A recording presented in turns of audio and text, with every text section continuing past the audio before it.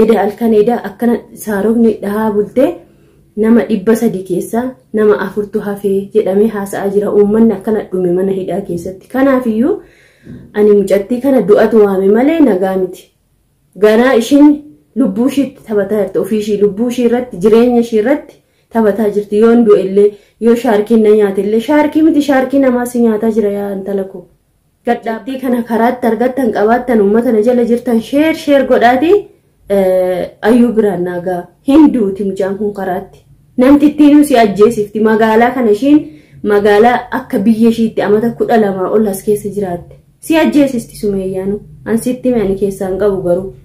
ani du'a nama kamiituun fedhu anis atis akka miidhamtuun fedhu dubartiidha. Sumeeyyaanis akka miidhamtu hin fedhu dubartiidha. Isin illachuu anaaf obboleeyyan rabbii malee homaa isin irraa hin qabu. Assalaamu alaykum ashamaa harka fuunee kabajamtootaaf hordoftoota waan kushuu jira jirtu bakka jirtanitti nageenyi kiyyeessin haqa qabachaa waan kun maal nuuf qabattee dhufte jechuun keessa waan hin oolamne. Egaa obboleettiin keenya ayyuun viidiyoo gadhiiftee turte. Viidiyoo gadhiiste sana keessatti akka waan gara Yemen dhufuuf deemtuuti jechuudha. Dhugaa dubbatuudhaaf mucaa kanatti haamlee kan horataa jirtanillee isinidha. Irri caalaa immoo wanti nama yaaddeessu tokko maalidha? Yemen kana keessa hedduu lola guddaatu jira jechuudha. Nuyyuu warri keessa jiru karaa baanu dhabnee rakkoo guddaa keessa jirra jechuudha. Asumaanis maal jechuu barbaadeni uummanni keenya kun yaani ijoolleen keenya hedduun nama kana deema gara lolaatti deema ebelu fana wal lola jettanii ebeluun sun gaafa du'e namni sun gaafa du'e immoo maalidha? Suura Facebookii fi maaliin kana suuruma kanaan magaalaa gubuudha. Maa faayidaa takka hin qabu mucattii hambaa. Ani waan isiniin jechuu barbaadu amma asirratti mucattiin kun hamtuus taatu badduus toltuus akka duutu namni fedhu hin jiru jechuudha. Namni kun akka ishiin sirrooftee akka ishiin karaa qajeelaarra deemtu dubbataa jirra jechuudha. Nuyin kunu jiruu namaas diigdee ofiifis immoo baduuf deemte jechuudha. Kanaafuu maal jechuu barbaade ani gabaabumatti yoo ayyuu kana namni itti dhiyaattan jiraattanii yoo sii danda'ame gara Yemen akkan dhufne jedhaa gorsaanii jechuudha. Maaliif akkas jettee yoo jettan Yemen kana biyya lolaatii, biyya badaadha, biyya fokkataati, biyya hattuun itti baay'attee uummata saba biraa miti sabniif sabnu kan irratti wal nyaataa jirudha jechuudha. Maaliifiyyuu mucattiin kun wanti hamaan wanti badduun illee yoo ishiirra dhufe garatti deemtuun beektu magaalaa kana keessan beektu bakka eessaan beektu bakki ishiin deemaa jirtu kun bakka badaadha. Yemen kanatti namni deemu gaa namuma waa beeku yookiin nama fira wayii qabu yookiin nama maatii asii qabu yookiin nama magaalaa beeku ta'uu qaba. Maaliifuu yoo lolli tokko dhufe yoo wanti tokko dhufe gara namaatti illee dheenfitu jechuudhaani. Kanaafuu gabaabumatti ayyuu kanaan akka ishiin garuma Yemen kana dhufuu yaallee mucayyoo maaloo fira hin qabdu jedha barani. Fira hin qabdu fira hidhatu hin qabdu mucattiin kun magaalaatti maaltu si zoorse kalaas namtichi hambaa deeme tamma dhugaadhaan yoo nama dhugaa taate maallaqaaf deemaa jirta maallaqa si gannaqe namtichi nama si jecha ilmoo isaa dhabe si jecha mana isaa dhabe mee maal godhe amma immoo ofii keetii of iraarsite namallee iraarsite ayyu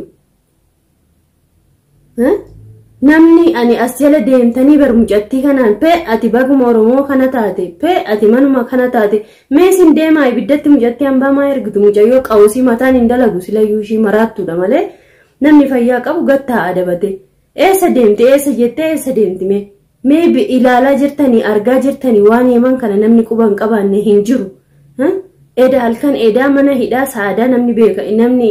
hin beeka namni hin beeknes ni jira ta'a. Garuu immoo ijoolleen hedduun ijoolleen baaraan dhuftan ni beektu ta'a. Saadaa jechuun Yemen keessa ta'ee saadaan daandii yaani sana'aarraa lafa sa'a 3 jechuudha makiinaadhaan. Eda halkan edaa akkana saarogni dhahaa bultee nama 300 keessa nama 4tu hafee jedhamee haasa'aa jira uummanni akkana dhume mana hidhaa keessatti. Kanaafiyyuu ani mucattii kana du'atu waame malee nagaa miti. Ganaa ishiin lubbuu ishiitti taphataa jirti ofii ishii lubbuu ishii irratti jireenya ishii irratti taphataa jirti. Yoon du'ellee yoo shaarkiin na nyaatellee shaarkii miti shaarkii namaa si nyaataa jira yaa intala koo. Gad dhaabbadhu. Firan qabdu ati haadhan qabdu abbaan qabdu maaloo intala koo nama si hidhatu dhabdee dhugaa waaqa maaliif olii gadi joorta taa'i jireenya kee jiraadhu. Silaa namni keenya yoo namni dhugaa haasa yoo namni karaa keeriirra nama dubbate afaan darbitanii nama arrabsitaniiti. Arrabsoon keessan homaa nama hin godhu garuu yoo dandeessan karaa dhugaatti nama marra'a malee daandii badaatti mucattii marra'uu hin yaalina. ni arga koomantii dubbisaa jiraniin kun jechuudha waan isiniin jettan kun mucattii kana kijibaan jajjabeessitanii yoo jaallattan nama kana dhugaa karaa dhugaa irra jaalladha karaa dhugaa gorsaanii bakka hin taane hin deemin jedhaanii nama irraa haa gadaa buutu.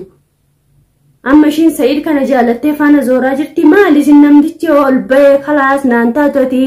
dhiira moo dhalaadha gajjettee waanaa godhaan jirtu kabajaa dhirsaa natti godhaan jirtu jedhee namtichuu kabajaa irraa dubbate isiniin kun fagoo teessanii maa nama wali ooftan. Moo mucattii kana wallaahi namaan ajjeesisan asitti hayyee ishiin Sa'iid jettee Sa'iidiifumee dhugaadhaan ishiin dhuguma jaalalaaf aarsaa kaffala jettee eega dura maa aarsaan kaffaliin baatii meeqa guutuu maa aarsaan kaffaliin maa isa cinaan dhaabbatiin maa akka inni ijoollee isaa argatu hin godhiin baatee maallaqan fedhattee miidiyaa irratti ofiiyyuu gadi haasofte ani ishii caalammoo kan na aarsu warraas jala deemee harka dhawu. Akkasi namni keenya yaa'anii namnumti biyya keenyaa kunuu yeroo baay'ee jecha namaa sana soobatee nama hin fixachiisin harka namaa dhaalaa wallaahi hin ta'u kan waan dharaa waan shiraa waan akkasii jaalata namni keenya maaliif akka ta'e ani hin beeku. Amma sanii gabaabumatti ani mucattii kana jibba hin qabu garuu ishiin badiin ishiin dalagaa jirtu bultii namaa jidduu namni seene seexanaa baga fuudhee ishiidha isaan baatuun ba'ee baga fuudhee jettan baga fuudhee barasoo kabajaa gootee fi dubartiin kamiyyuu nama kana kan mo'atuu dandeessu amala ishii fi haala ishii fi jiruu ishii sirreeffatu irratti malee mush afaan jechan taane fayyadamte afaan hin taane fayyadamte sheer godhaati amma waan ani jedhu kana Sumeeyyaa biraan naagaa Sumeeyyaan yaani dorgomuu dhiiftee of taate ishii sana daran akka dhageenyetti akka namni waa'ee ishii haasa'utti ayyuun kun barumsaan illee nama fagoo jirtu namallee sammuu guddaa qabdu namallee aartii Oromoo keessa jirtudha garuu immoo ati ofillee saba keellee maatii keellee gaqqabde maali yoo jedhan maallaqaan jechuudha ma hawaasa idiriyaa kee ta'e intala ko mee haa ta'u hiriyummaanuu hafuuti namniin kun ilmi dhiiraa yoo jabaateyyuu nama fuudhamaa cubbuu hin qabuuti garuu ati qabeenya isaa mucaan sirriidhaan deemaa jira natti fakkaatu maaliifiyyuu burjaa jedhee jira an akka laalcha kiyyaatti silaa isiniin kun waan namni isiniin jedhe tokko waan biraatti furattaniiti Sa'iidiin kun sirrii hin jiru. Daa'imaan nama guddaa khalaas inni nama guddaa jireenya isaa irratti murteessuun isadha. Mucattiin kun osoo isa akkana gootu osoo isa darartu isoo haadha manaa fi sallee adda diigaa jirtu isuma cincinaa jira jechuudha. Maalinni waan akkasii namni jireenya ofii irratti murtoo guddaa waan guddaa takka itti bultii jechuun beewaa guddaadha ijoollee waan tapha geemii kuno TikTokaa fi waan Facebookaa fi waan intini kana miti bultii jechuun kabaja bultii jechuun waan guddaa ilmoo ofii jecha namni haarsaa guddaa kaffalamee namtichi kun ishiin maallaqa kee aga kana baaftee inni asii maallaqa baasa ayyuun kun asii maallaqa baafti Sumeeyyaan sun achi maallaqa baafti maali wal balleessitan wal baxabbattan nullee baxabbattanii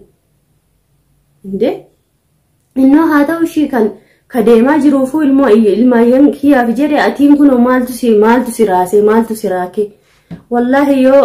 isin mucattii kana karaatti argattan qabaattan uummatana jala jirtan sheer godhaati ayyuu biraan naagaa hinduuti mucaan kun karaatti namtittiinuu si ajjeesifti magaalaa kana ishiin magaalaa akka biyya ishiitti amata 12 ol as keessa jiraatte si ajjeesisti Sumeeyyaanu ansitti ani keessaan qabu garuu ani du'a nama kamiituun fedhanis atis akka miidhamtuun fedhu dubartiidha Sumeeyyaanis akka miidhamtu hin fedhu dubartiidha isin illachuu anaaf obboleeyyan rabbii malee homaa isin irraan qabu namni yoo namni ishii qabu jiraate sheer godhaa biraan gaa mucattiin ni duutii ibidda boba'aa jira Yemen keessa hagatu kan nagaa xiqqoo qabu Yemen kana keessa sanaa bakka nu jirru kana sanuu halkan dhufee akkana saarofni dhahaa jira salaamaawii salfii badaatu jira Yemen keessa jechuun akka duraa sana deebi'uuf xiqqoo katasgabbaa'ee lola guddaa deemuuf deemaa mucattii kana warra akka qabatan warra ishiitti himaa warri ishiitti dhiyaatan as jala deemtanii goobazii keenya cimtuu keenya maal keenya ati baga keenya taate hunduu keessanuma rabbii ka uume ka qalaqe kun hundi keessanidha ani isinitti hime mucayyoon kun waan rabuuti karaanuu karaan nagaan hin jiru dhuftee as ga'uufu daandiin irra deemtu baay'ee badaadha mee adan kana jettee dhuftee adan kana eenyu simatan talako Sa'idiin karaa argattu qabda moo nama biraas keessaa qabda namtittiinuu nama sibbittee si ajjeesifti gad dhaabbadhu jedhaatitti naa'imaa itti ho'isuu fi namaaf nama walitti caaruu dhiisaati mucattiin akka deebitu yoo dandeessan biraan ga'a amma dirree dawaan jiraa jetteetti miti akkuma achiin kaane haa deebitu biyya abbaa fi biyya haadha ishii sanatti namni ishii ga'u jiru namni ishii tuqun jiru akka feetetti utaaltee akka feete taatee biyya seerri jirudha biyyi keenyallee jechuudha biyya kana garuu seerri hin jiru Yemen keessa jechuun seerri hin jiru akka fedhe namni wal nyaatee wal tumee akka fedhe wal godhee jiraataa jira kana keessa immoo namni nama qabu nama walitti baqatas immoo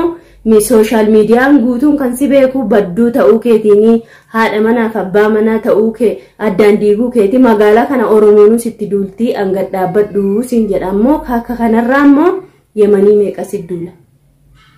Sumeyyaan nama hedduu beekti nama hedduu quba qabdi nama hedduu qabdillee of cinaa beekta